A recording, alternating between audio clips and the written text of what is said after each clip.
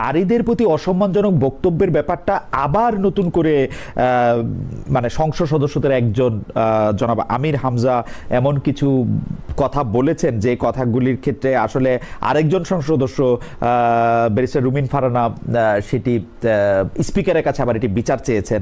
আমরা দেখেছি যে জাতীয় নাগরিক পার্টি বা এনসিপির পক্ষ থেকেও এইটার আসলে প্রতিবাদ জানানো হয়েছে। এই ব্যাপারগুলি এরকম হওয়ার কারণ কি? যারা আসলে সংসদে গিয়ে এই ধরনের মন্তব্য করছে তারা মানে এমন না যে সংসদে যাওয়ার পর তারা অন্য মানুষ হয়ে গেছে বা ফেরেশতা হয়ে গেছে বা অনেক আমূল পরিবর্তন আছে হয়ে গেছে। তাদের মনস্তাত্ত্বিক বা তাদের নারী সম্পর্কে তাদের যে ধ্যান ধারণা ওটা কিন্তু ওটারই প্রতিফলন হয়েছে। তো সংসদে যেহেতু আগে যাওয়ার অভিজ্ঞতা নাই, তারা জানে না যে কোথায় কিভাবে কথা বলতে হয় বা আরেকজন সংসদ সদস্যকে কিভাবে অ্যাড্রেস করতে হয়। তার কাছে তো আমি তো এই কথা অনেকবার বলেছি যে বেশিরভাগ রাজনীতিবিদদের কথাবার্তায় মনে হয় যে তারা নারীদেরকে মানুষই মনে করে না। তারা মনে করে যে নারীদের স্থান তাদের অনেক নিচে এবং একটা নির্দিষ্ট জায়গায় ঘরের মধ্যে। তো ওই জিনিসটা যখন আপনার মনের মধ্যে ব্রেনের মধ্যে থাকবে না, তখন সেটা কথায়ও থাকে না। তো এটা রুবিনা পায় এটা আজকে দেখছিলাম উনি প্রতিবাদ জানিয়েছে এবং স্পিকারের কাছেও বলেছে। কিন্তু আসলে এই জিনিসগুলা বিচার পাওয়া যায় কিনা আমি আসলে জানি না। কারণ গত মানে জুলাইয়ের পরে আমি বলবো যে নারী নেতৃত্ব নিয়ে যে ধরনের জোয়ার বা যে ধরনের বেশি আলোচনা বাংলাদেশের রাজনীতিতে হয়েছে, এর আগে এতটা জোরালো ভাবে হয়েছে কিনা। এবং এখনো কিন্তু মানে নির্বাচনের আগেও নির্বাচনের পরেও সংসদ গঠন হওয়ার পরেও সংসদ চালু হওয়ার পরেও এই বিষয়টা কিন্তু নানান ভাবে এখনো জিয়ে আছে। যে যারা বলছেন যে আপনি জিজ্ঞেস করেছেন সমাজে যে শূন্য চায়, নারী নেতৃত্ব প্রয়োজন নাই, এটা আসলে সমাজের মানুষের চিন্তার প্রতিফলন। কারণ রাজনীতির মতো কঠিন জিনিস বা রাজনীতি বাদ দেন, পরিবারের আপনি যখন আপনার মানে আমরা যখন আমাদের বাবা মার ধরেন এক ভাই এক বোন, সো বোনকে জিজ্ঞেস করা হয় মানে মেয়েকে জিজ্ঞেস করা হয় খুব সাধারণ সফট কোনো ইস্যু, বাজারের কথা বা চিকিৎসার কথা বা ঘরের কোনো কিছু ঠিক করার দরকার হলে সেটার কথা। আর ছেলেকে জিজ্ঞেস করা হয় ধরেন ট্যাক্সের কি, ব্যাংকের কাগজপত্র, রাজস্ব, মানে এই ধরনের জটিল জিনিসগুলো ছেলেকে জিজ্ঞেস করা হয়। তো এই জিনিসটা ঘর থেকেই হয় যে কঠিন জিনিসগুলো হচ্ছে ছেলেদের জন্য এবং রাজনীতিকে তারা একটা কঠিন জিনিস মনে করে। এবং এই মানুষগুলাই কিন্তু ওই সংসদে গেছে, এই ধরনের চিন্তার মানুষগুলো। সো এটা আসলে এই যে আপনি বললেন শূন্য শূন্য, এটা তাদের এক ধরনের বয়ানটাকে স্টাবলিশ করা যে আসলে নারী নেতৃত্বের কোনো দরকার নাই। এটা মাঠের রাজনীতি অনেক কঠিন। এখানে যখন ভোটের সময়টা নারীরা টিকে থাকতে পারেন এবং মনীষাদি নিজে এই গত নির্বাচনের অভিজ্ঞতার কথা বলবে। কিন্তু আমার কাছে যেটা মনে হয় যে এখানে আমরা যখন নারী পুরুষের সমান নেতৃত্বের কথা বলি, আমরা কিন্তু এখানে ওই পেশি শক্তির কথা বলি না, আমরা কিন্তু ওই বুদ্ধিবৃত্তির কথাটাই বলি, আমরা কিন্তু আমাদের ওই পরিশ্রমের কথাটাই বলি। সো সে যদি পরিশ্রম করে তার নেতৃত্ব দিয়ে সে যদি জায়গা করে নিতে পারে, তাহলে তার জায়গাটা জোর করে দখল করে রাখার একটা পায়তারা, যে এটাই হচ্ছে সম্মিলিত পায়তারা। এবং আপনি দেখবেন যে এখানে সব দলের মধ্যে এটা হচ্ছে এক ধরনের বিশাল ঐক্য। সেটা আপনি বিএনপি বলেন, জামাতে বলেন, সবার মধ্যে এটা কাজ ঠিক। জামাত কিন্তু বলছে জুলাই সনদের কথা, জুলাই সনদ বিএনপি কে সংস্কার বিমুখ বলছে এবং এই যে গণভোট অধ্যাদেশ বাতিল করার পক্ষে নানান আলোচনা চলছে। কিন্তু তারা নিজেরা কিন্তু একজনকেও মানে যতটুকু স্বার্থের প্রয়োজন ততটুকুর জন্যই কিন্তু তারা কথাটা বলছে, নিজেরা কিন্তু একজনকেও কিন্তু তারা নমিনেশন দেয় না, একজন নারীকেও। এবং এটার পক্ষে যে নারী নেতৃত্বের দরকার নাই। ইভেন আমি এমনও শুনেছি আমার পুরনো কলিগদের কাছে, আমরা যখন এই বিষয়টা নিয়ে গত 4-5 মাস ধরে জোরালো ভাবে বিভিন্ন প্ল্যাটফর্মে কথা বলছি এবং আমরা অনেকগুলা মেয়ে যখন এনসিপি থেকে সরে এসেছি, এমনও তারা মকারি করে বলেছে যে আপনারা নারীরা মিলে আলাদা একটা দল করেন, যে মানে আপনার এখানে কোনো জায়গা হবে না, আপনারা আলাদা একটা দল করেন সারা দেশের নারীরা মিলে। সো এই যে আলাদা একটা গোষ্ঠী করে ফেলা, জাতীয়ভাবে আমাদেরকে অংশগ্রহণের জায়গাটা নাই বলে দেওয়া, এটা হচ্ছে এক ধরনের আমাদের যে রাষ্ট্র ব্যবস্থা, সমাজ ব্যবস্থা পুরুষতান্ত্রিক, এটারই একটা রিফ্লেকশন। এবং এটাতে কিন্তু এক ধরনের ঐক্য আছে। ওই যে সংসদ সদস্য, নারী সংসদ সদস্যদেরকে অবজ্ঞা করে যে মন্তব্য করেছেন, এটা আসলে উনি কখনোই মনে করেন না যে এটা একটা অপরাধ, এটা খারাপ কাজ হয়েছে। এটা ওনার ডিকশনারিতেই নাই, ওনাদের ডিকশনারিতে এটা নাই যে এটা একটা খারাপ কাজ হতে পারে বা এটা অনুচিত। এই জিনিসটাই তাদের মধ্যে নাই, এবং তাদের বুঝে আসে না যে হঠাৎ করে কেন নারীদেরকে নেতৃত্বে আসতে হবে। এত বছর এত যুগ যুগ ধরে দুইজন নারী, খালেদা জিয়া ছিল, হাসিনা ছিল, সো তারা কেন আনতে পারে না, সেই পুরনো ধাঁচের চিন্তা ভাবনা। কিন্তু ঠিক ওই জায়গাটাতে তারা যুদ্ধ করবে, তর্কে যারা জড়াবে যেখানে তাদের স্বার্থটা আছে। সম্পূর্ণ মানে নিজেদের কন্ট্রাডিক্টরি অবস্থান, নিজেদের অবস্থানের বিপরীতেই তারা কিন্তু নারী নেতৃত্বটাকে বাদ দিয়ে আবার ওই জায়গাটাতে অবস্থান নেয়। ডক্টর জাবিন, আপনাকে অনেক ধন্যবাদ। আপনি যখন এই কথা বলছেন তখন আমাদের একজন দর্শক জুয়েল আহমেদ তিনি মন্তব্য করছেন, দয়া করে আমার কমেন্টটা পড়বেন। আপনারা শুধু নারী নেতৃত্বের কথা বলেন, কোনো দল নারীদেরকে নেতৃত্ব স্থানে দেখতে চায় না, আপনার অভিযোগ করেন। তাহলে আপনারা নারীদেরকে বলেন তারা নিজেরাই আলাদা একটা দল করুক। অর্থাৎ আপনি যা বলছিলেন তিনি এখনই তা বলছেন। এবং এটা একটা বিশেষ দলের যে বাহিনী আছে অনলাইনে, তাদের এটা একটা কপি পেস্ট মন্তব্য। ওকে, এবং এই মন্তব্য আমি তাদের নেতাদের মুখেও শুনেছি।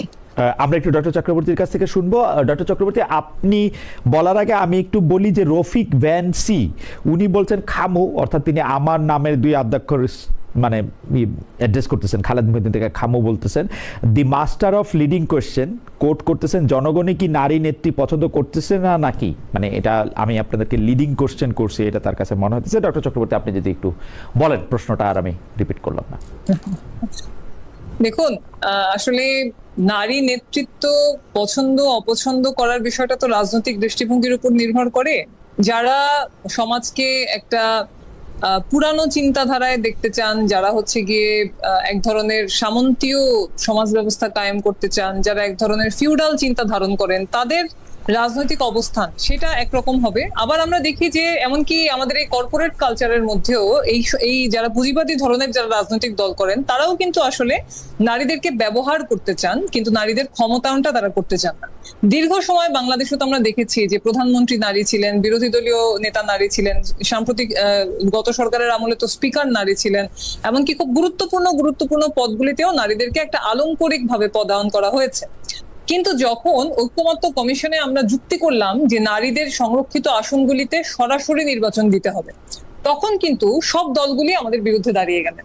এবং অল্প কয়েকটি দল, 4 থেকে 5টি দল থাকলেন যারা হচ্ছে বেশিরভাগই বামপন্থী, এরা হচ্ছে বললেন যে হ্যাঁ, একটু সরাসরি নির্বাচন হওয়া প্রয়োজন। কিন্তু বাকিরা কিন্তু কেউ রাজি হলেন না। এবং সংরক্ষিত আসনটিও না রাখার পক্ষে কিন্তু সেখানে দুটি ইসলামিক দল তারা অবস্থান নিয়েছিলেন। এবং সেটা তারা কেন অবস্থান নিয়েছিলেন সেটা পরিষ্কার হলো যখন তারা ত্রয়োদশ জাতীয় সংসদ নির্বাচনে একজনও নারী প্রার্থী তারা দিলেন না। অর্থাৎ তারা আসলে নারীদেরকে রাজনৈতিক যে ক্ষমতায়নের চিত্র সেইখান থেকে পুরোপুরি তারা মুছে ফেলতে চান, এবং সেটার প্রতিফলন তারা তাদের মনোনয়ন দেওয়ার মধ্য থেকেই দিয়েছেন। এবং সেটা তো তাদের রাজনৈতিক দৃষ্টিভঙ্গির মধ্যে এটা আছে। তারা, আপনারা দেখেছেন যে একটি দল বলেছে 5 ঘন্টা কাজ করাবেন, আরেকটি দল বলেছেন যেহেতু তার কথাকে টেক্কা দিতে হবে, তারা বলেছেন যে 5 ঘন্টা কেন, আমি তো কাজই করাবো। মানে এই যে এক ধরনের খুবই মধ্যযুগীয় চিন্তা দিয়ে তারা যে পরিচালিত হন, তারা পরিচালিত হচ্ছেন মধ্যযুগীয় চিন্তা দিয়ে, কিন্তু তারা রাজনীতিটা করছেন কিন্তু এই যুগে। তো ফলে আসলে তাদের এই যে উত্থান, বিশেষ করে 5ই আগস্টের পরে ইনক্লুসিভ পলিটিক্স এর কথা বলতে বলতে আসলে ইনক্লুড যে কাদেরকে করার চেষ্টা করা হয়েছে এটা তো খুবই পরিষ্কার। আজকে সংসদে আমরা দেখছি যে একজন সংসদ সদস্য, তিনি একটি এলাকার নির্বাচিত সংসদ সদস্য, তিনি একটি ওয়াজ মাহফিলে গিয়ে 2জন মহিলা সংসদ সদস্য সম্পর্কে এরকম একটা কুরুচিপূর্ণ মন্তব্য করেছেন।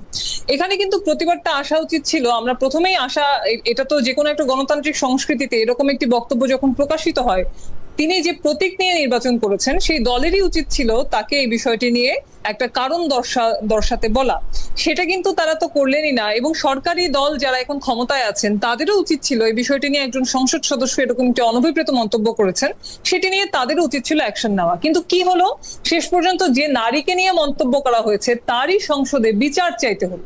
তাহলে আজকে যদি একজন সংসদ সদস্যের বিরুদ্ধে এরকম কুরুচিপূর্ণ মন্তব্য করা হতে পারে, একজন সংসদ সদস্য যদি ন্যূনতম লৈঙ্গিক সমতায় বিশ্বাস না করেন, একজন সংসদ সদস্য যদি মনে করেন যে নারীর শরীর নিয়ে, তার অঙ্গ প্রত্যঙ্গের ভাঁজ নিয়ে তিনি এরকম ভাবে পাবলিকলি কথা বলতে পারবেন, তাহলে আসলে কোন ধরনের সংসদের চিত্র এখানে স্টাবলিশ হচ্ছে? এবং এই সংসদে যারা হচ্ছে গিয়ে শৃঙ্খলা রক্ষা করার কথা, যারা এখানে একটা যদি মানে নৈতিক স্খলনের মতো এক ধরনের আচরণ হয়, যে আচরণটা আসলে আপনার বিধি বহির্ভূত, সেটার বিরুদ্ধে যদি তারা কোনো ব্যবস্থাই না নিতে পারেন, তাহলে আসলে এই সংসদ কোন ধরনের দৃষ্টান্তগুলি স্থাপন করতে যাচ্ছে?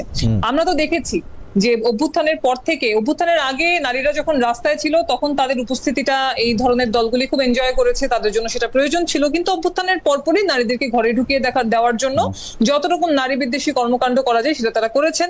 তারা সোহরাওয়ার্দী উদ্যানের মতো উদ্যানে সেখানে সমাবেশ করে স্টেজ বানিয়ে সেখানে নারীদেরকে, নারী কমিশনকে, নারী সংস্কার কমিশনকে, যারা নারীদের সমতার অধিকারের কথা বলেছে তাদেরকে বেশ্যা বলে গালি দিয়েছেন। তাদেরকে এই ধরনের কথাবার্তা তো তারা বলেই এই পর্যন্ত আসছেন।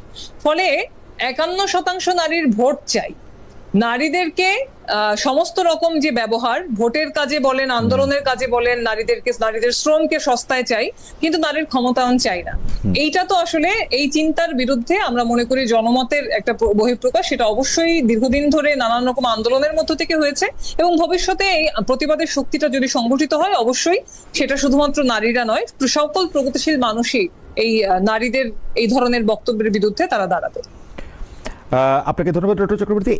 মানে আমি কিছু মন্তব্য পড়ছিলাম, আমাদের ইউটিউবে দর্শকরা যেরকম মন্তব্য করছেন, তো সেই মন্তব্যের ক্ষেত্রে একটি মন্তব্য ঘুরে ফিরে বেশিরভাগ সময় আমি দেখি যে আসে যে মার্কিন যুক্তরাষ্ট্রে কেন এখনো একটি নারী প্রেসিডেন্ট হতে পারলো না।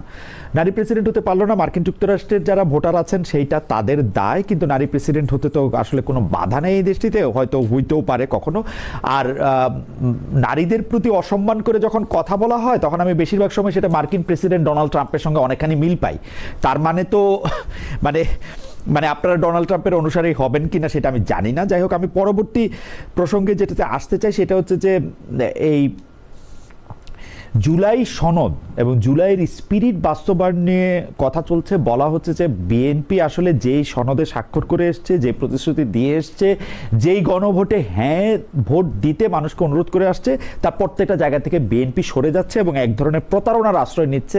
বিএনপির পক্ষে থেকে আবার যুক্তি দেওয়া হচ্ছে যে তারা কোনোভাবেই এটা থেকে আসলে সরে আসছে না, প্রক্রিয়া থেকে সেটা আলাদা করা হচ্ছে মাত্র।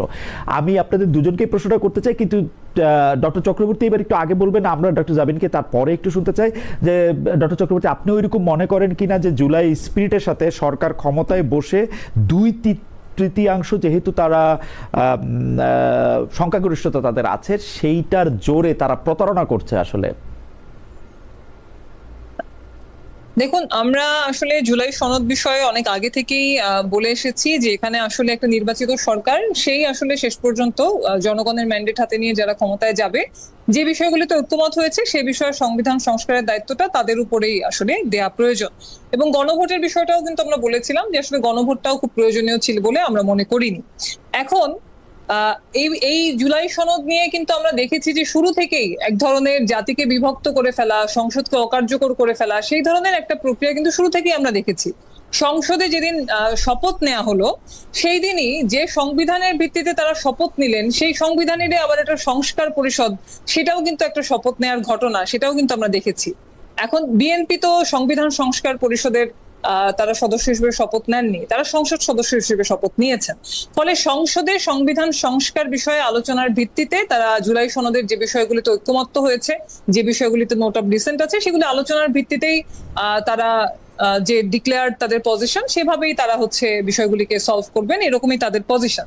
কিন্তু এখানে আমরা মনে করি যে জুলাই সনদের মধ্যে মানে এই বিতর্কটা তুলে যারা বারবার সংবিধান সংস্কার পরিষদকে কার্যকর করার কথা বলছেন, আসলে মূল চাওয়াটা কি? মূল চাওয়াটা কি সংস্কার, নাকি মূল চাওয়াটা হচ্ছে সংবিধানটাকে বাতিল করা? এখানে আমরা দেখি যে সংবিধান জুলাই সনদের মধ্যেও যখন হচ্ছে গিয়ে সনদটা ছিল, সেখানে কিন্তু বলা ছিল যে নোট অফ ডিসেন্ট সহ কার্যকর করা, কিন্তু আবার যখন এখানে অধ্যাদেশটা আসলো সেখানে কিন্তু জুলাই সনদ কার্যকর করা। এভাবে নানান ভাবে কিন্তু একটা কনফিউশন তৈরির জায়গা সেখানেও তৈরি করা হয়েছিল। এবং আমরা তো প্রথম থেকেই বলেছি যে সংবিধানের 4টা মূলনীতি, মুক্তিযুদ্ধের মধ্য থেকে অর্জিত এই যে 4টা মূলনীতি, সেই মূলনীতি গণতন্ত্র, সমাজতন্ত্র, ধর্মনিরপেক্ষতা, বাঙালি জাতীয়তাবাদ, এইটা আমাদের মুক্তিযুদ্ধের মধ্য থেকে অর্জিত একটা খুবই গুরুত্বপূর্ণ বিষয় আমাদের জাতির ইতিহাস যেটার উপর দাঁড়িয়ে আছে। ফলে ডক্টর চক্রবর্তী একটু ইন্টারাপ্ট করি। আমরা যেগুলিকে সংবিধানের মুক্তিযুদ্ধের মাধ্যমে অর্জিত সংবিধান বা সংবিধানের মূলনীতি বলি, তার কোনোটা কি আমাকে আসলে কোনো ধরনের, মানে আমি যদি একটা সাধারণ নাগরিক আমাকে প্রোটেক্ট করতে পারছে?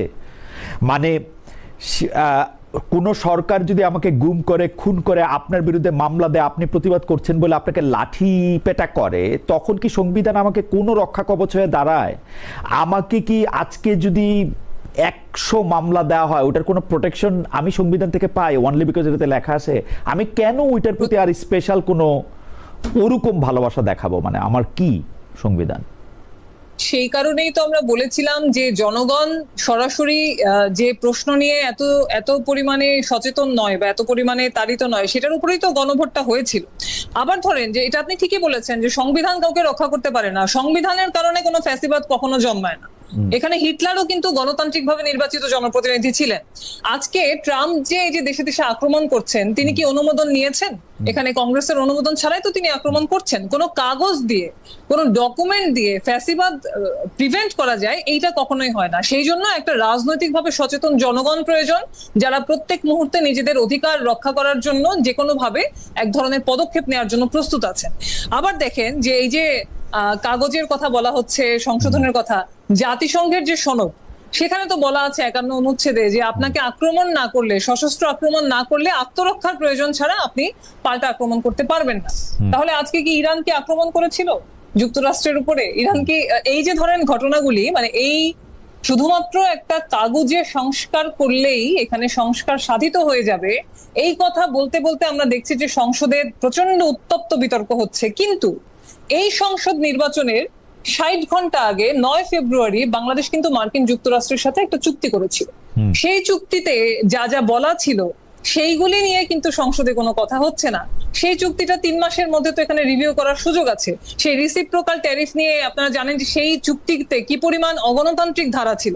সেখানে বলা আছে যে বাংলাদেশ যদি রাশিয়ার সাথে বা চীনের সাথে আলাদা করে কোনো মুক্ত বাণিজ্যের চুক্তি করে, সেখানে তার বিরুদ্ধে কিন্তু সেখানে যুক্তরাষ্ট্র হচ্ছে দণ্ডমূলক শুল্ক আরোপ করতে পারবে। এবং এখানে বলা ছিল যে বাংলাদেশ যুক্তরাষ্ট্র যে সমস্ত দেশের উপরে এখানে হচ্ছে গিয়ে বাধা নিষেধ আরোপ করবে, বাংলাদেশেরও সেখানে সেরকম পরিপূরক বাধা নিষেধ আরোপ করতে হবে। মানে এটা শুধুমাত্র বাণিজ্যিক চুক্তি নয়। রাইট, ওই চুক্তি করতে পেরেছেন, সেই পুরস্কার হিসেবে তো ডক্টর খলিলুর রহমানকে এই সরকারও রাখা হয়েছে। এটা তো মারাত্মক ভালো চুক্তি করেছেন উনি।